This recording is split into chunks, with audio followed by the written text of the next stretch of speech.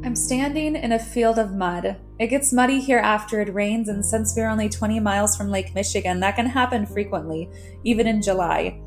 There are naked and topless women all around me, probably the widest assortment of bodies I've ever seen. Not just black and white or young and old or skinny and fat, those are present, but really we're talking about all the varieties of ways in which women's bodies develop. The hair, the boobs, the lines and scars that run across thighs and bellies and breasts that are sometimes as distinctive as snowflakes. Nobody seems to care about those differences, though. Sure, there are women hooking up everywhere. With 8,000 mostly queer women on the land, it'd be a surprise if they weren't.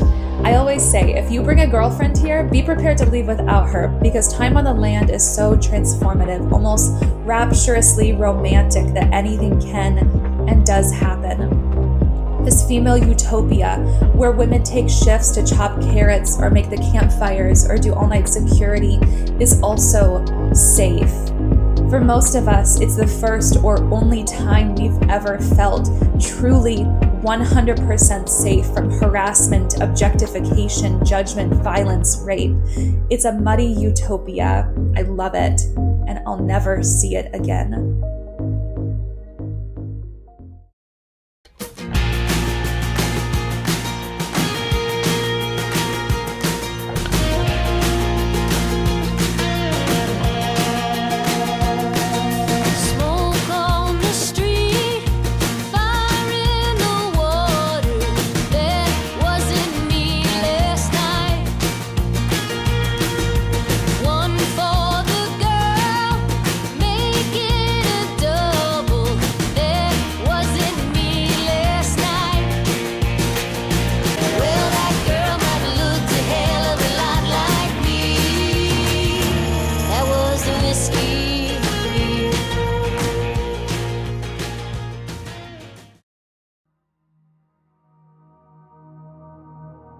In August 1991, a woman named Nancy Burkholder and her friend Laura Irvin drove 1,050 miles to the Midwest to attend an overnight music festival. They arrived on site at the 15th Annual Michigan Women's Music Festival in Oceana County, Michigan at 9 a.m. in the morning, where they helped other women on site with shuttle service before setting up their campsite.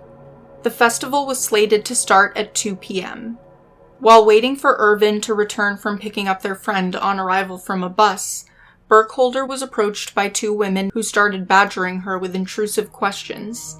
Once they found out Burkholder was trans, they had her expelled from the land in less than 2 hours. There was no statement in writing by festival organizers prohibiting trans women from attending. Burkholder had pointed this out before being escorted off the campsite, but that didn't matter, because if enough cis women complained about it, they would usually succeed in getting trans attendees kicked out of these spaces. What happened to Nancy Burkholder brought to light a practice that has been happening for a long time at several quote-unquote women-only spaces. And this brought to light what many people have labeled as the fundamental problem with these spaces. What kind of women exactly are we addressing here? And how do we resolve this type of conflict that only continues to escalate as the years go by? In 1976, a 19-year-old Michigan native named Lisa Vogel, her sister Christy, and another woman named Mary Kindig, all members of the We Want Music collective, started the Michigan Women's Music Festival after witnessing countless female musicians and music fans get harassed repeatedly at music venues and festivals that were run by men. 4 years prior to that, in 1972, the women's liberation movement had just helped push for the passage of Title IX, which outlawed sex discrimination in educational programs that received federal funding.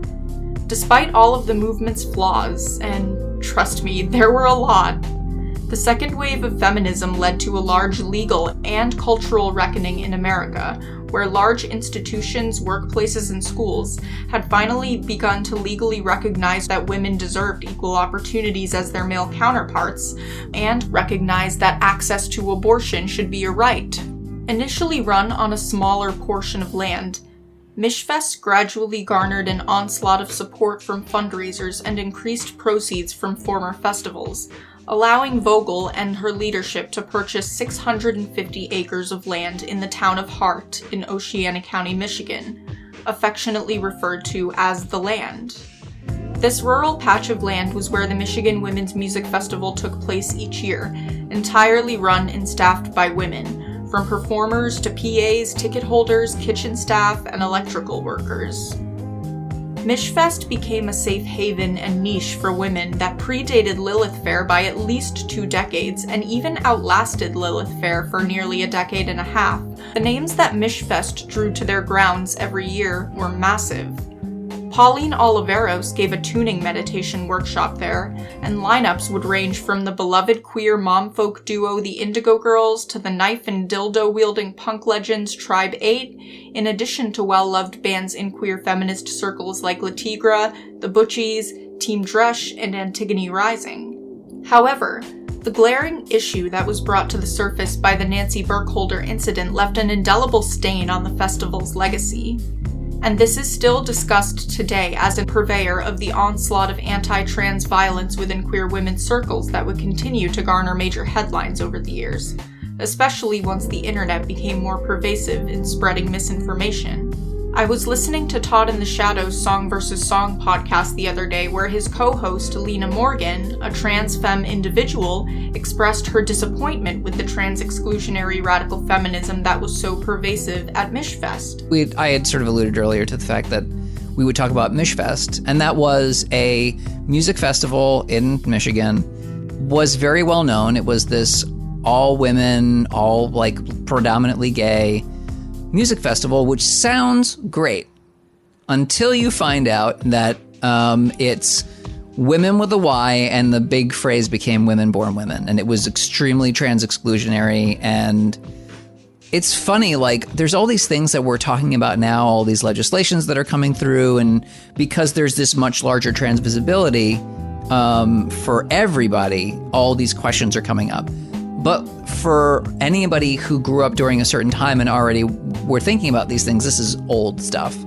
And I think for me, the first time that I ever had glommed onto this idea of trans exclusionary radical feminism would have been, I didn't know, I wasn't literary. I wasn't reading Transsexual Empire or something. But Mishfest, which when I heard about it, I was like, oh, that's great. I would love to go to that. And then I heard, women born women, and I was like, well, guess not. Guess I won't go to that. Since the year of Nancy Burkholder was only 1991, the incident was unfortunately not enough to destroy the festival's credibility.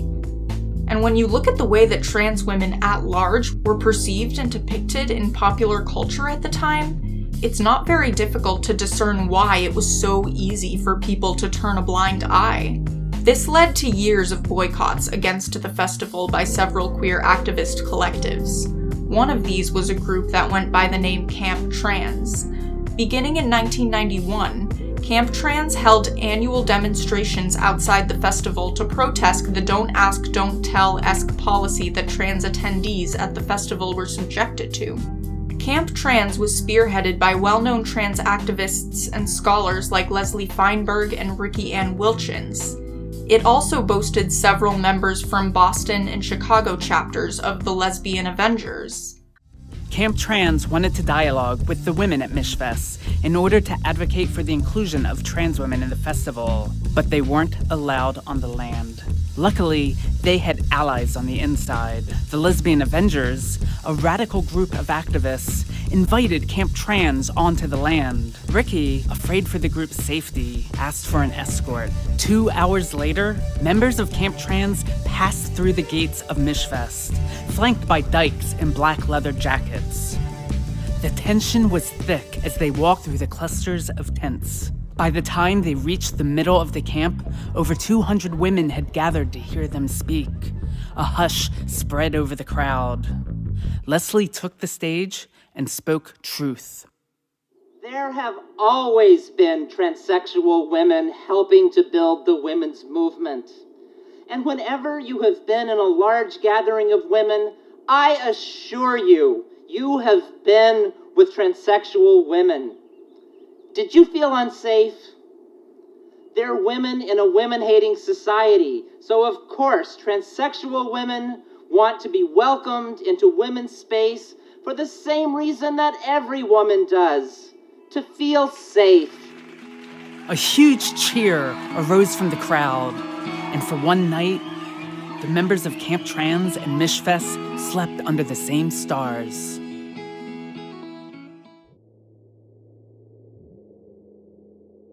Lisa Vogel continued to reiterate the festival's quote-unquote women-born women, read, trans-exclusionary policy.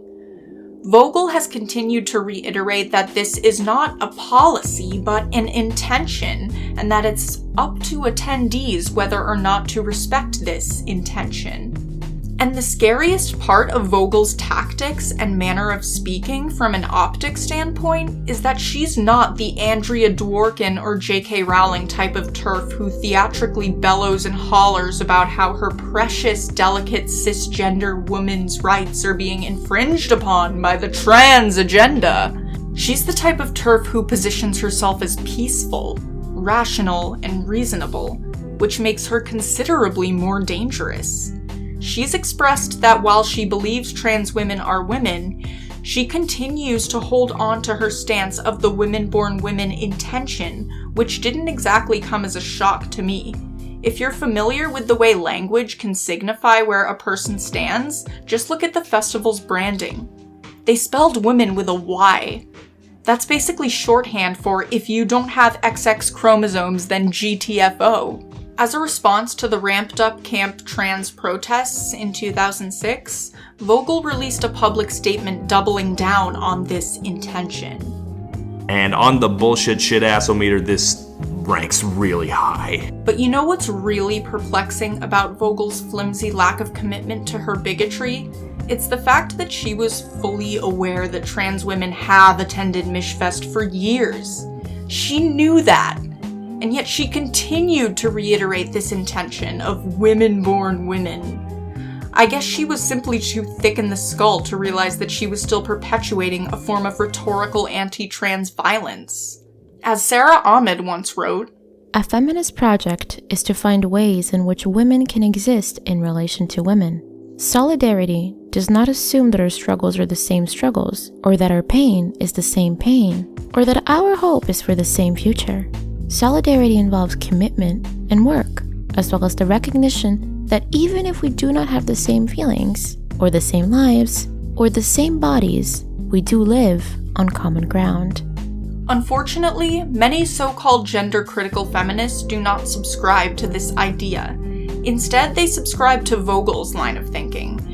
If trans women demand to be included and welcomed into women's spaces, then they are framed as negative transgressors who are disrupting the peace and infringing on cis women's rights, when in reality, cis women are so reluctant to acknowledge their own personal biases and privilege that they have convinced themselves that they are the ones under attack and that trans women are the real villains. Sound familiar? This strongly reminds me of a passage in Sarah Schulman's best-selling autopsy on blame and scapegoat culture, Conflict is Not Abuse, in which Schulman points out the extremely overlooked and often ignored idea that sometimes people tend to overstate harm as an excuse to avoid taking accountability for their own personal failings. There are common slogans in general use, which are essentially shortcuts with high aims. One of these is Believe Women. When we insist that we must believe women no matter what, we do help people who are telling the truth about violations they have experienced. But there are all kinds of truth. Sometimes telling the truth means representing oneself as flawed or mistaken, and there's often punishment for this productive and generous act. So insisting that women are telling the truth that we are in fact not allowed to tell can deny them the possibility of more nuanced, complex stories about themselves, which may be the only thing that can help them get closer to leading integrated lives.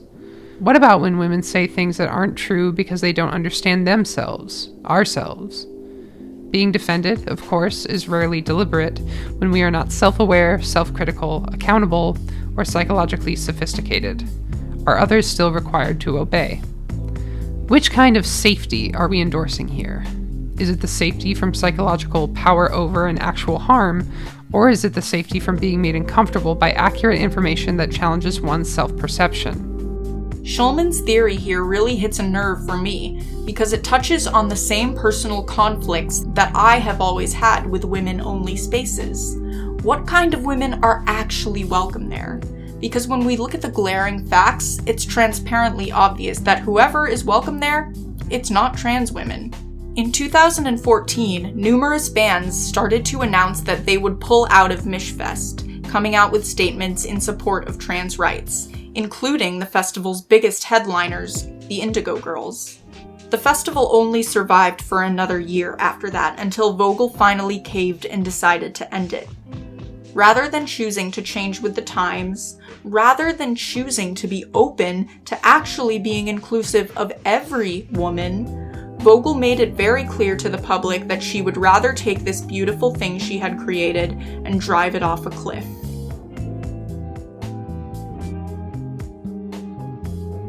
So what do we take away from all this?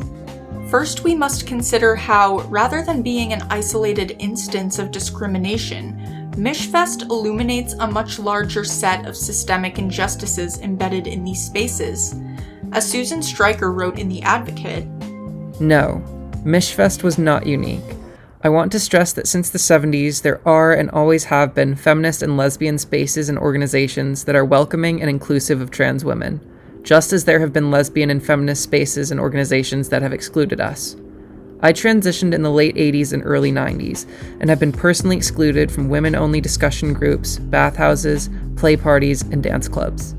And what she touched on has always been true. There are, unfortunately, spaces like Mishfest everywhere. And the cycle of public reporting on TERFs in these spaces does not make up the majority of cis-queer women in reality. The media has unfortunately convinced many people that TERFs do make up a majority of cis-queer women, because divisive headlines highlighting these types of people is what sells in the journalistic meat grinder. But the idea that most cis-queer women are TERFs is entirely false. It's so far from reality. After all, it took allies in the lesbian Avengers to help propel Camp Trans to where they got. We must also consider the fact that there are a variety of individual experiences that trans attendees at the festival have had. Yes, many cases like Nancy Burkholder getting ejected from the festival were common, but not every experience was like that for other trans women who attended. However, this is also tainted by the fact that even the trans women who enjoyed and cherished their experiences there felt pressure to hide the fact that they were trans for their own personal safety. And they don't owe anybody an explanation for their identity. They are in no way obligated to tell other people that they are trans. But the fact that they were actively prevented from being open about it in order to attend the festival is also a problem. Kelly Cogswell, a writer for Gay City News and Lesbian Avengers, expressed a few years ago how surprised she was to learn that there were many trans women who did go to the festival and enjoyed it, because the media never highlighted them. Another major problem with this framing is the fact that Mishfest is far from the only incident where trans women have been unfairly positioned as a threat to the sacred haven of women's spaces. Mishfest is nothing but a microcosm of a much larger issue, and that's the real conflict. There are instances of both physical, rhetorical, and institutional violence against trans folks everywhere, and the demise of one discriminatory festival isn't going to make that go away. Festivals come and go all the time. Is it really fair to treat Mishfest as the ultimate purveyor of everything wrong with the concept of women's only spaces? I'm afraid we will never have access to a definitive answer. So I'm going to close out this video with a quote from Diane Anderson Minshall, who covered the demise of Mishfest in The Advocate. My friend Faith Cheltenham, a bisexual activist who is a strong trans ally, thinks I should be okay with the Mishfest shutdown. She certainly is. So be it, she told me. Progress for some too quickly turns into progress for none. I look forward to an event that's welcoming of all LGBT women. We deserve that space, and we are worthy of it, every single one of us. I guess the question is now, will we get that? I'm afraid only time will tell, Diane, but I sure hope that we do.